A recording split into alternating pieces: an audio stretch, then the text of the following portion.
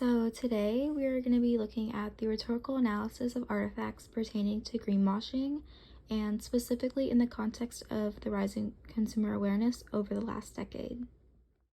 So for my text-based artifact, the title is Greenwashing, Do You Know What You're Buying?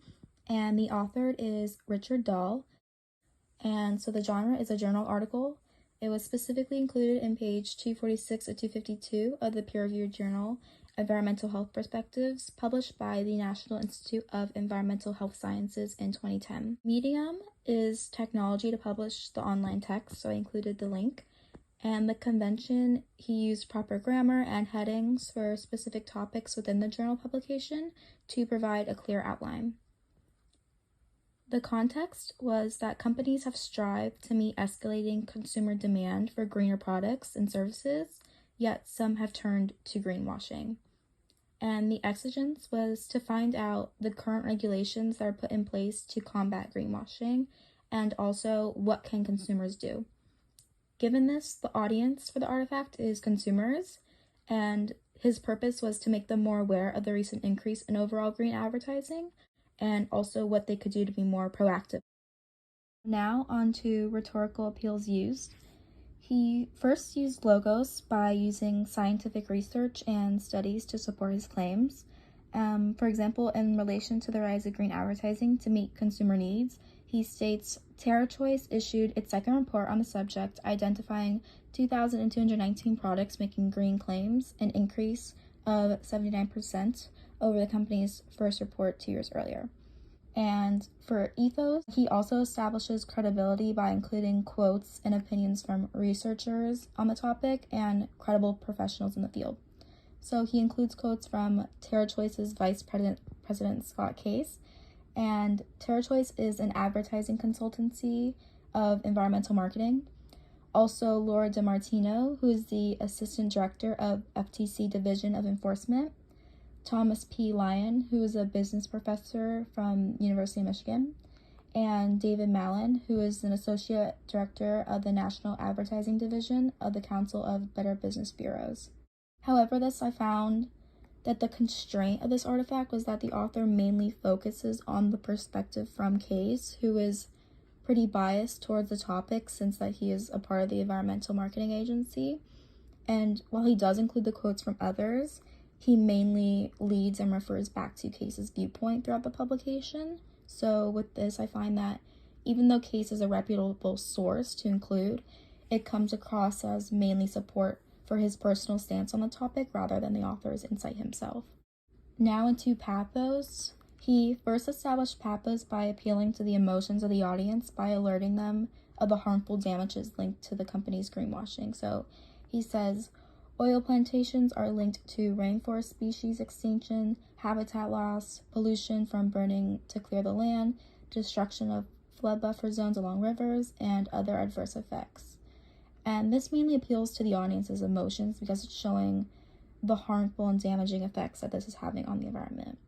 But then he mainly established pathos through connecting to the audience, establishing that they as consumers are the ones subject to deception by the companies. So he includes a quote from Case saying, people are attempting to buy cleaning chemicals that they have reduced environmental and health impacts, but the manufacturers are using greenwashing to either confuse or mislead them.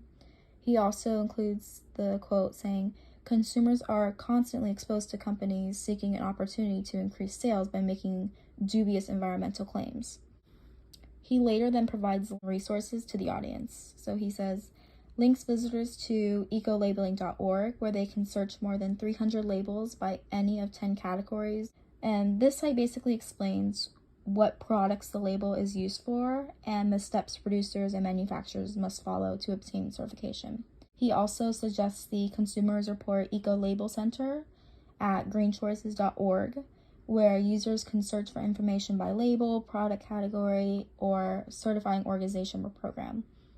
And this is really connecting to the audience because he's saying, here's a solution, he's trying to help them.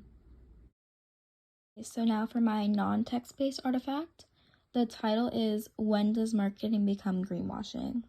And this video features interviewer Greg Dalton, the founder of Climate One, which is a podcast addressing the climate crisis, and it hosts advocates, experts, researchers, and policymakers to address different topics.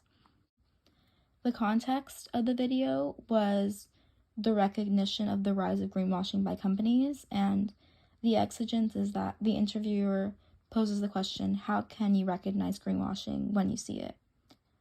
So the audience is mainly consumers, but environmentalists, the YouTube subscribers to the podcast, or just active podcast listeners to Climate One.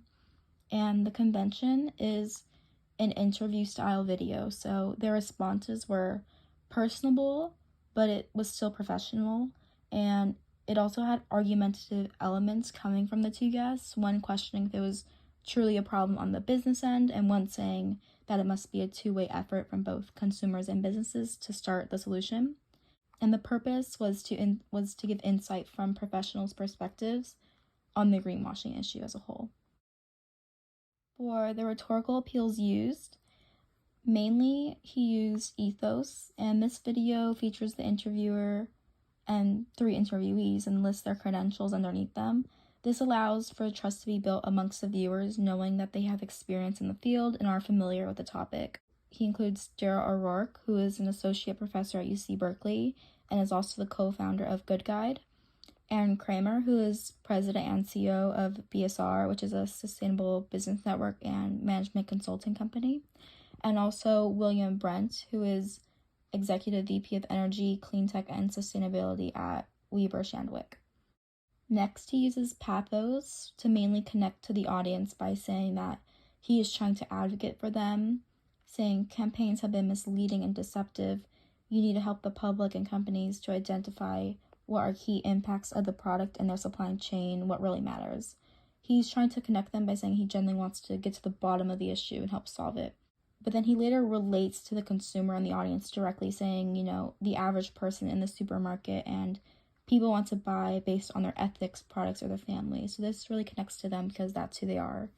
For logos, the interviewer provides examples of greenwashing that consumers have been subjected to, saying claims have been made, for example, that this green water bottle, when really they're talking about is that they made a lid 25% smaller.